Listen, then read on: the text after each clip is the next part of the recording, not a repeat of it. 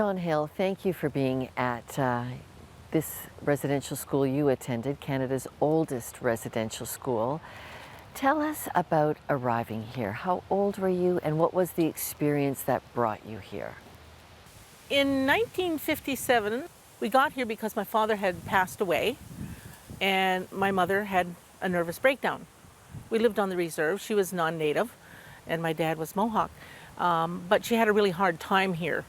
And so when she had a nervous breakdown, they put us here. We arrived, it was really late at night. It was dark. The house mother, actually we called them officers, one said, you sleep here and your sister can sleep over there.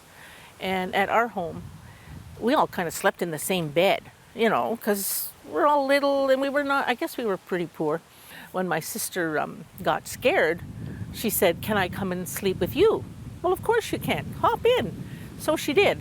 And a little while later, the house mother came in and she said to three little girls on the other side, get down here. I heard you talking. And she says, what are you two doing in the same bed? Get out here.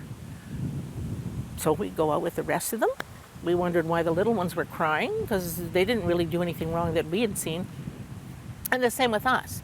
So when she started to strap them, we knew what was going to happen to us. And that was basically, that left big welts on your hands and up your arm because it was a big leather belt. And so she strapped you on each hand 3 times. And, you know, like a 6-year-old, these ones were 6, 7, maybe 8, these little kids. And my sister was younger than I was, she was 6. And that was our introduction. And that was how we learned the rules, because at home we were never strapped. And we did come from a very loving family. I know our father would get home and sit us on his knee and talk to us, and you know, like at our table we all sat down, mom and dad and the kids, and even if we did something we shouldn't have done, I remember feeding the cat one time some bread, and my dad said, you shouldn't do that because we don't have enough food to feed the cat like that. And that's how we learned at home, but not here. It was, you got the strap for everything. Do you have a particular memory of a day that was probably your best or your worst day here? My best and worst day all happened in the same day. It was a very violent place, and so you had nobody really looking after you that should have been looking after you. Nobody ever hugged you. Nobody ever told you you did anything nice or well or anything like that. And we were always getting the strap for things. And one day, I must have been feeling really lonely and sad. I was sitting on the bench in the playroom. I lay down on the bench and I was crying. And I know Miss Ton came along, asked me what was wrong with me. And well, at that age, you really can't say what's wrong with you.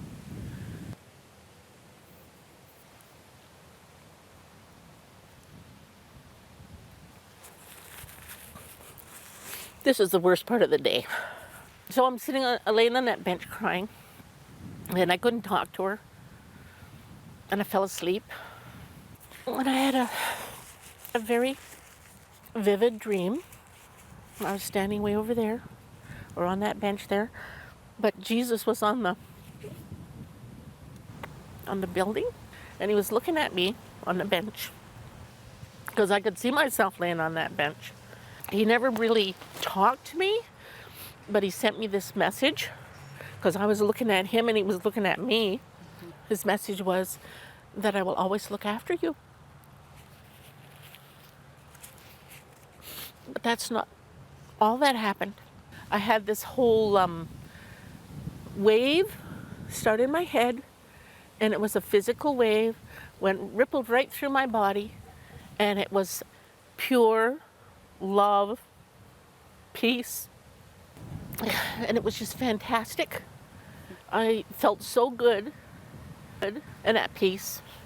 I don't know why I'm crying with that story, but I always do, because it's so emotional, and I know that I know Jesus looked after me all of my life. That was my worst day and my best day. That was life. It was really harsh here. And every day you kind of had to fend for yourself. And They didn't tend to keep us together as kids, like siblings. They kind of separated us, and somebody else will look after you, that other older person will look after you. So we really didn't intermingle with each other.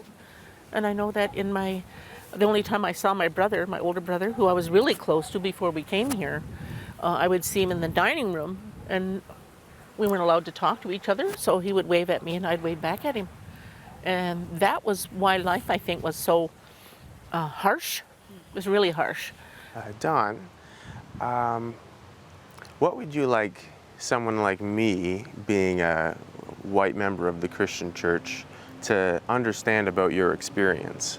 Well, I think the thing is that didn't happen here and now. That happened a long time ago, and I don't know what people were thinking or not thinking or what they were aware of. I don't hold it against anybody, because those people who did these things, they have to live with themselves. Dawn, as we learn in history now, why is it important that we have this conversation generation to generation about residential schools? Well, I think that people, if they don't see it, if they don't hear those experiences firsthand, will tend to say that it didn't happen. We've had that happen already. Oh, that can't be true. The government would never allow that to happen, or the churches wouldn't allow that to happen. And yet it did, and it happened across Canada. Not just. So I think the biggest thing is that people who don't know, don't say it didn't happen.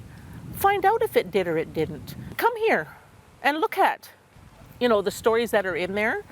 Look at some of the books, some of the history. Come and talk to a survivor. Dawn Hill, thank you very much being part of a painful chapter in church and government history, and for being able to forgive us and tell your story. Thank you. Okay.